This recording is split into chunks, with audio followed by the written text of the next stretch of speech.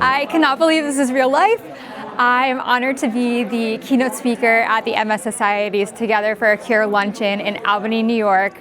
It feels like such a dream being able to share my story in such an incredible space. There's going to be about 300 people here. To think how far I've come since I was diagnosed with MS in 2022 to now in 2026. It makes me so emotional. I didn't know what my life was going to look like, and here I am being able to share my story and inspire others. Our keynote speaker, Elizabeth Bahoda, has run 16 marathons. She's the founder of the brand Healthy Cheers, a content creator and a media personality working as a reporter and host. Today, Elizabeth is here to share her journey, one of resilience, determination, and relentless optimism. It's a story you've got to hear for yourself, and I'm proud to welcome Elizabeth to the stage. Thank you so much for that warm welcome, Andy. Hello, everybody. My name is Elizabeth, and I am so excited to be here with you all today. We have about 300 people here in this room, which is pretty incredible. So raise your hand if you have been impacted by MS, touched by it in some way. And with all of you being here, I have a feeling that you have been. Come on, raise them higher. Okay, it looks like every single person here has had a tie to MS. Now, if you have MS, raise your hand. Okay, guys, I want you to give a big round of applause for these MS warriors in the room.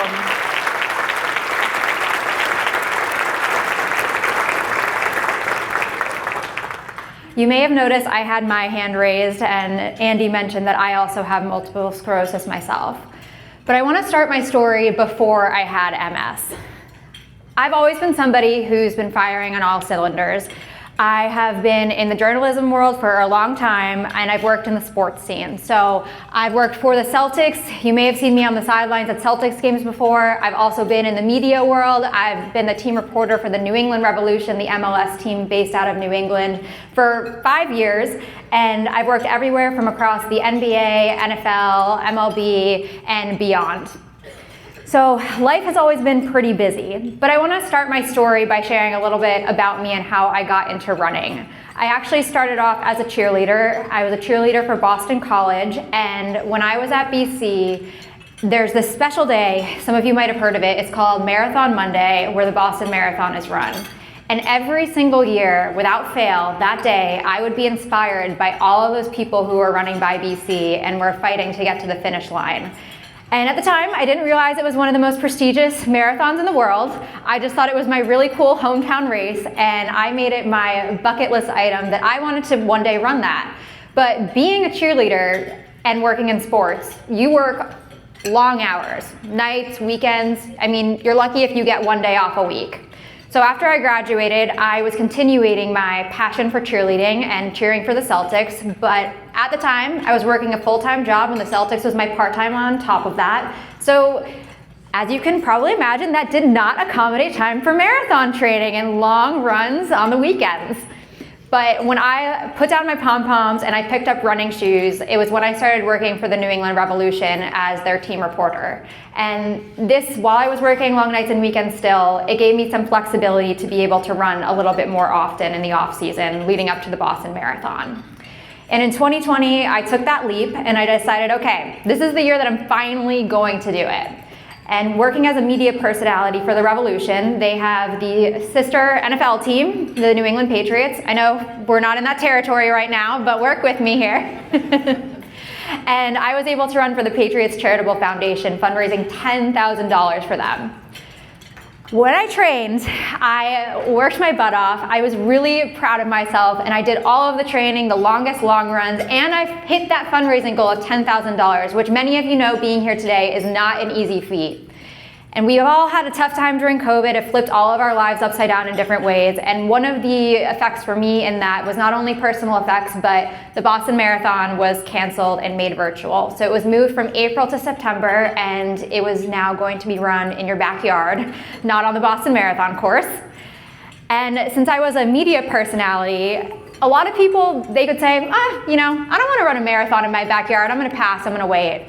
I, however, was a personality, and I was still on the hook to run the 26.2 miles. But I made it fun. I ran it in Narragansett, Rhode Island, and I actually was able to have some of my friends, family come out, and I hadn't seen them in 6 months. They were cheering me on, and every time I saw somebody, it was a big boost because I just saw somebody that I loved and care about.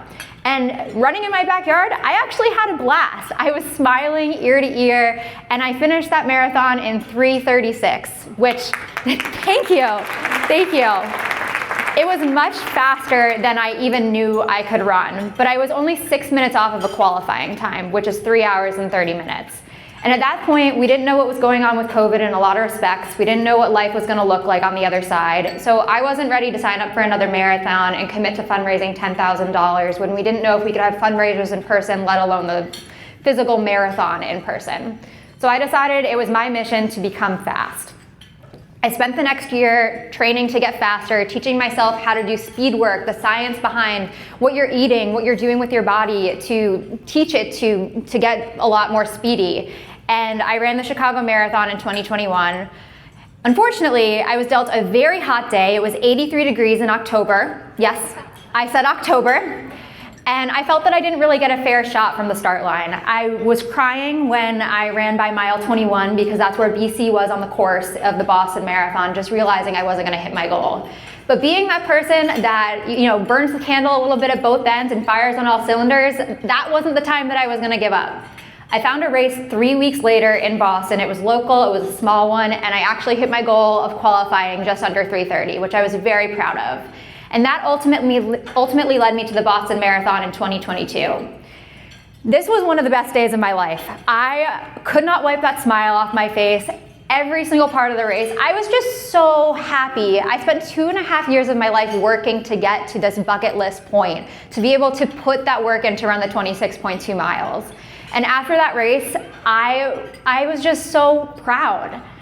And you never know what happens when you run a marathon, but for some people, and it might sound crazy for some of you guys who are not runners, you can catch a bug.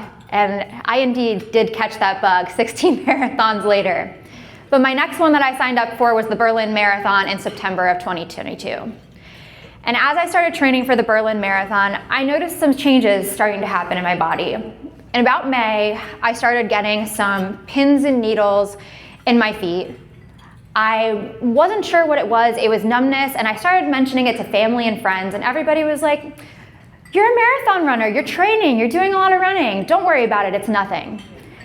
And I said, okay, they're probably right, not a big deal. I've had pins and needles plenty of times before. And this just kept growing. It went from my feet to my ankles, it crept into my calves, my knees, my thighs, and eventually when I was moving, it felt like I was being met with so much resistance. And when it came to running, it actually felt like I was running in water. It got to the point where I knew it wasn't normal. I made an appointment with my primary doctor, and she was amazing. She heard me as soon as I walked in the door, and she checked all those boxes. She did blood work. She also called for some scans for my legs to be able to check those off, and she told me, "You need to get an appointment with a neurologist. I'm gonna refer to you. Get in with them as soon as you can." And so I was just kind of, going through the motions at this point, trying to figure out what was wrong. And when I called neurology, they told me that it was gonna be 6 months until I got in. So it was a long wait to try to figure that out, but my doctor gave me the tip to keep calling to try to find a cancellation. So I called every single day. The receptionists probably weren't that happy with me, but it worked to my advantage because I actually was able to get in a couple weeks. When I went to neurology, you guys can look at me now, right? I'm a healthy 32-year-old woman. I was 29 at the time, and I run marathons. Naked eye, nothing is wrong. But when I went to see my neurologist, he ran a few tests, and the one thing that he noticed was a very small reflex that was off with my left elbow. Seemed very minor, but he called for some MRIs. I went in for those MRIs. I didn't know what was gonna happen. I just kind of thought it was part of the routine. And my life changed when I got a phone call from him. "Do you have a minute to talk about your results?" No one ever wants to hear that. And the words that followed are gonna ring close to me for the rest of my life. He said, "You have multiple sclerosis and there's no cure." I didn't know what MS was at the time. And he told me not to look anything up about it. He said, "Do you have any immediate questions?" And my only question was, "Can I have kids?" He told me yes. I do not have any kids yet, but I do hope to one day, and I'm very grateful that I still have the ability to have a family. But it was scary. I had been dating my boyfriend for 10 years. I had to go downstairs, we lived together, and tell him that I have this disease, it's chronic and there's no cure, and I don't know what life is gonna look like. I didn't know if he was gonna leave me and not want to sign up for that for the rest of his life. But I am proud to say that my husband now is here, Matt, supporting me. And he's been an incredible caregiver, supporter, and friend through all of this. But you also have to then tell your other people that you love in your life. Calling my parents was not an easy thing. They wanted to take it away from me. My grandma, I think she was 89 at the time, was like, "Why isn't this happening to me? Why is it happening to you? You're only 29, you have so much of your life left." But my family, they're incredible. My mom drove up the very next day and came to my neurologist appointment with me. And I'm so glad she did. I didn't know it beforehand, but having someone there that knows the right questions to ask, that can actually absorb while you're processing new information, is something that is very, very valuable. And at this point, to give you some perspective, I was 4 days out from running the Berlin Marathon. The marathon was not a concern of mine anymore. But my neurologist knew I was running. We had talked about it at my appointment before the MRIs. And at the end, he pulled me aside and just said, "Elizabeth, I know you've worked really hard for this and you've been training all summer. I'm comfortable because you've been running through the symptoms and you're gonna have your husband with you on that course we were running together, that we can treat you orally in the interim and I think you'll be okay. It's gonna take some time to get your medicine. We're gonna have to jump through some hoops with insurance, but this is the course you can go if you still wanna do that." Being the person that I am, and I like to take a lot on, I did not want to abandon my goal of running Berlin because a few days ago, actually it might have been the day before, I didn't know I had this, and I still had that same strength and grit, and I really wanted to be able to get to Berlin and run that race for myself because I wanted to prove that I'm the same person with or without this diagnosis. Now, I flew over to Berlin, and it was very difficult. I was on 2,500 milligrams of prednisone a day. I was very swelled up. Because I was on that high of a dose, I was not sleeping. And as I'm sure some of you in this room have experienced with your own diagnoses, when they're happening, they're very fresh, and you're re-grieving this over and over. So every day, it felt like I was waking up in a nightmare and rediscovering this challenge that I was gonna have for the rest of my life. I lined up at that start line, and I didn't know if I was gonna finish, but I knew that I was gonna go for it.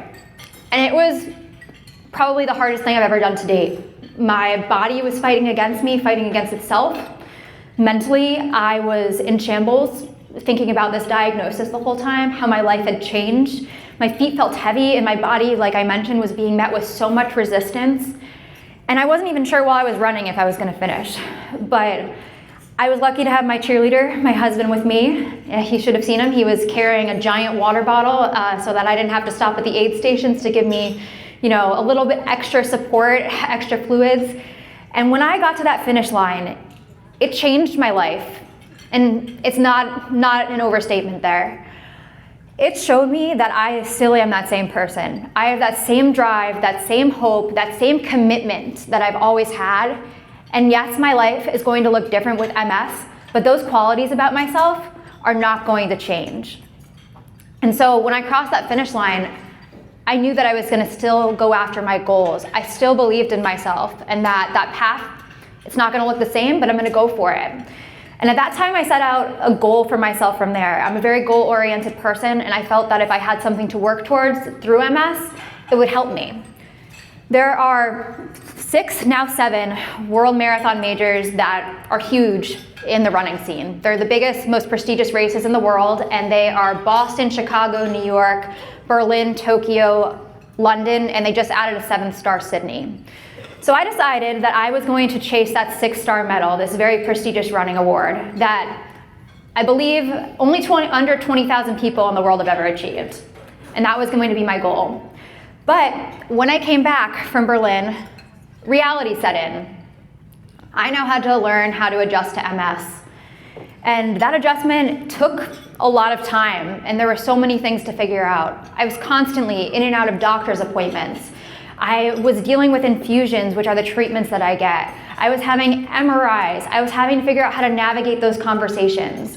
And it wasn't easy because there's no rule book when you get a diagnosis. I initially kept my diagnosis very close to me and only kept it within a close circle of family and friends. Because truthfully, I was afraid. I was nervous that people were gonna think differently about me when they found out I had a diagnosis. I thought they were gonna treat me differently. And in my heart of hearts, I still knew I was that same person, and I didn't want people to look at me in a different light or think I wasn't capable. So I navigated that space, figuring out, what work looked like for me, what running looked like for me, what friendships looked like, and I learned a lot about the people that support you. And I think MS, that's a silver lining, is I was able to really know who's there for me and be able to reciprocate those relationships fully. And in 2023, I was setting my eyes on the next marathon, of course, at this time. I had qualified for Boston. And I already had a bib to this race. It was secured prior to my diagnosis. But when you have your own bib, you have an opportunity. If you want to fundraise, you can. So I reached out to the MS Society, and I relentlessly emailed them about joining their MS Society team for the Boston Marathon. And that was my first introduction to them. They were so gracious, so kind. I shared that I wanted to fundraise. I hadn't publicly shared my diagnosis yet, but I wanted to make a difference. And most importantly, I wanted to meet a community. I think that's something that people don't talk about enough when you get a diagnosis, is that sometimes you don't have connections to it or someone to talk to. You can have your support system and they can be there for you, but it's not the same thing as understanding what it's like to go through it.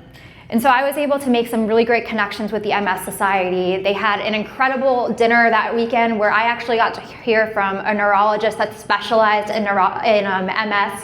And they told me, just like today, what we had with the panel, what research is being done, what kind of difference it's making, where the money is going that we're fundraising and that you guys have been here all today donating towards. And that was really inspiring for me. And for the first time in a very, very long time, I felt hope. I ran that race, and yes, it was a secret I had MS, but I will tell you, I took a video during that race and I saved it, and I just kind of shared my story. And the woman next to me, I was like, I got diagnosed with MS 6 months ago. I'm running with the MS Society, and I just want to prove to myself I can do this. The woman next to me started crying, and she leaned over and said, I'm so proud of you. You are so inspirational. And that was kind of the first instance of being able to share my story and knowing that I wanted to do that. But I had to find the right time to share my story. I lived with MS for a few years before I decided to open up, but in February of 2025, it was right before the Tokyo Marathon. It was going to be my 5th star in my journey to the 6-star medal. I wanted to share it ahead of MS Awareness Month. I felt like it was good timing, and I had finally come to terms enough that I was able to, put something together to put out to the world. You should have seen me on my phone right before hitting send. I was so nervous. But I'm proud to say that I was met with some incredible support. I thought people were gonna think differently of me, and instead, people thought more highly. They've said, you've been dealing with this behind closed doors and accomplishing all these things. People looked at me and respected me for it. They wanted to understand what I was going through. And one of the coolest parts about it, the biggest silver lining, was I had all of these people opening up to me about their journey with MS, their journey with a chronic illness or invisible disease, adversity that they were going through. And I became a person that people felt that they could talk to. That was something I felt that was missing when I had my diagnosis. And knowing that I can impact people and change their lives and hopefully positively impact their lives, that has been the most incredible part about having MS. Because helping other people, that means so, so much to me. And from there, I continued to share my story. I've had some pretty incredible opportunities, just like being here with you guys today at the Luncheon. I've spoken with the MS Society before. I've also spoken with Abbott. They're a healthcare brand and they sponsor the World Majors. And I've been really able to touch different people's lives. And I'm proud to say that in April of 2025, I finally earned that 6-star medal that I had been chasing at the London Marathon.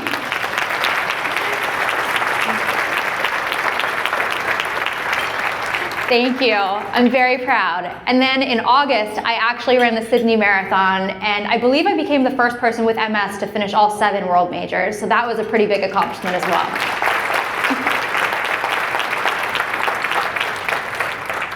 At this point, I had finished that goal that I had set out to achieve from the Berlin Marathon, and I kind of thought, what am I going to do next at this point? How am I going to make an impact? And I think the biggest thing I learned that through sharing my story is that people don't know a lot about MS, especially in younger generations, like people who are my age that I'm friends with, and it's not talked about as often as it should be. So I decided, okay, I want to make some noise in this space. And I refer to making some noise because, I wanted to spread awareness, but I wanted people to hear more about MS. I wanted to show up on their feeds. I want people to think about it and what it's like to have a chronic illness. So I came up with this idea of trying to set the Guinness World Record for the fastest female marathon with MS. Coincidentally, it was set at the London Marathon that I had previously run in 3 hours and 53 minutes and 2 seconds. But knowing myself and that I was a fast runner, I decided that I wanted to shatter this record and I wanted to claim it. So I came up with this concept, misconception shattered. I was calling it Project MS not only as a play on multiple sclerosis, but to get to that misconception shattered and be able to talk about not only shattering misconceptions around MS, but also shattering that world record. And I'm gonna play a video for you guys that explains a little bit more about it. Oh, we might have to give it a second to load.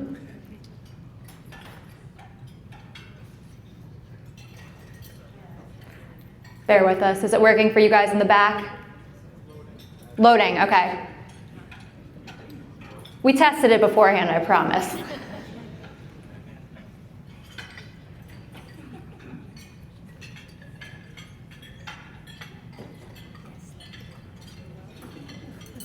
If it doesn't work, we can skip through it.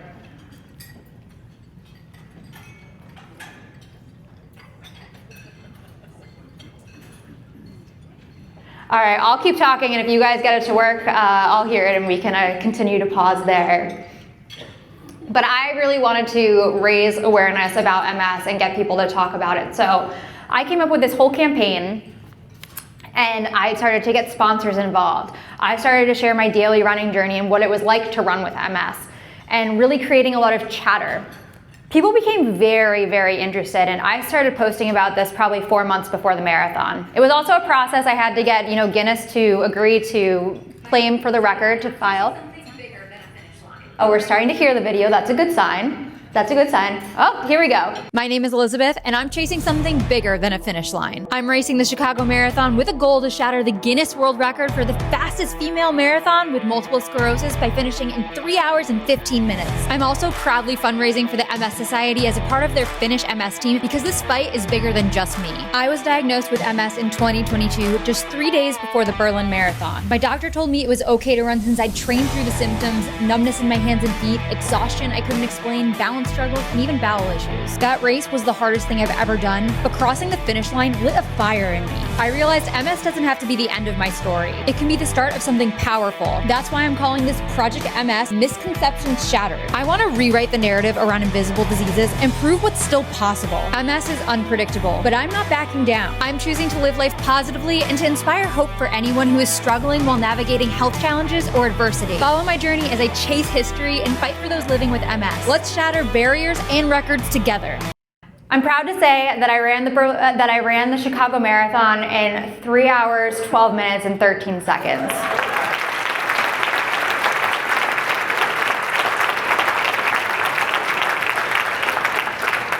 I didn't know that I had that in me. I wasn't feeling well. I was having some bad symptoms that weekend, but when I got out on the race, I always have this mantra that if you have a goal and you don't go for it, you're never gonna achieve it. So I went for it, and I started to feel really good at the end.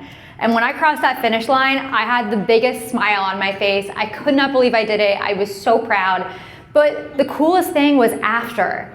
I had people coming up to me in the finish line area being like, "Did you do it? Did you break the record? People were so invested in my story, and it wasn't just online, it was in person. And I probably had a line of 10 people waiting to talk to me after the race because they wanted to tell me, you know, my mom has MS, thank you for everything that you do. I'm going through this challenge in my life and you've inspired me to share my story. And people just genuinely wanting to know how much I broke the world record by.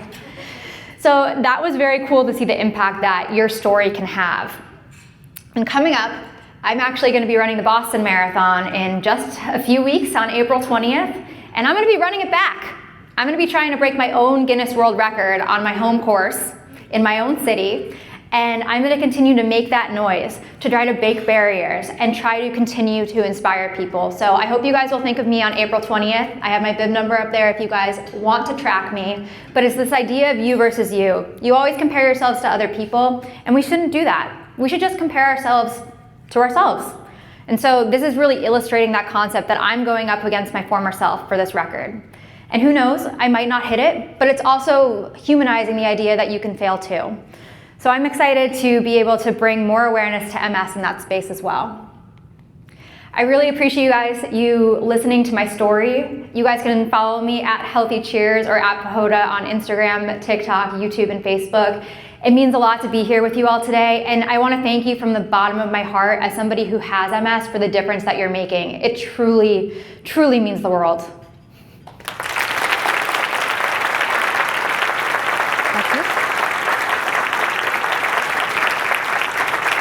Oh my gosh, you guys are so kind. Thank you. Wow.